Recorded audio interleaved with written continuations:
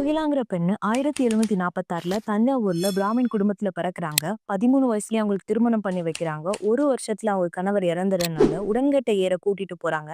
இத பார்த்த kernel Henry லிவின்ஸ்டன் அத தடுக்குறாங்க. அந்த பொண்ணோட குடும்பத்துல யாருமே அவங்கள ஏத்துக்காதனால அவரே கார்டியனா இருந்து அவரோட வீட்டுக்கு கூட்டிட்டு போறாரு. அந்த பொண்ணுக்கு அவரோட அம்மா பேரு கிளாராவையும் இந்தியாவையும் சேர்த்து கிளாரா இந்தியான்னு நேம் குடுக்குறாரு. அதுதான் நாளடைவுல நம்ம கிளாரிண்டான்னு நம்ம சொல்றோம். கொஞ்ச நாள்லயே அவருக்கு டிரான்ஸ்ஃபர் கிடைச்சு பாளையங்கோட்டை வராங்க.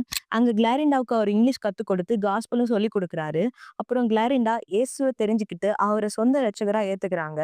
கர்னல் வேலை விஷயமா இங்கிலாந்து போறாங்க. பட் அங்கேயே அவர் இறந்துடுறாரு. இத கேட்ட கிளாரிண்டா கவலைப்படுறாங்க. இனி இயேசு தான் எனக்கு எல்லாம் சொல்லிட்டு அவங்க பாப்டிசம் எடுக்குறாங்க. திருநெல்வேலியிலே பாப்டிசம் எடுத்த முதல் நபர் இவங்க தான். வித்தின் 2 இயர்ஸ்ல 40 பேருக்கு இயேசுவ பத்தி சொல்லி ஞானஸ்நானம் எடுக்க வைக்கிறாங்க. அப்புறம் திருநெல்வேலியில முதல் ஸ்கூல் இவங்க தான் ஆரம்பிக்கிறாங்க. அதுதான் இன்னைக்கு இருக்கிற செயின்ட் ஜான்ஸ் காலேஜ். இவங்க ஆண்டவருக்கு செய்த இந்த இறைப்பணி மறக்க முடியாது.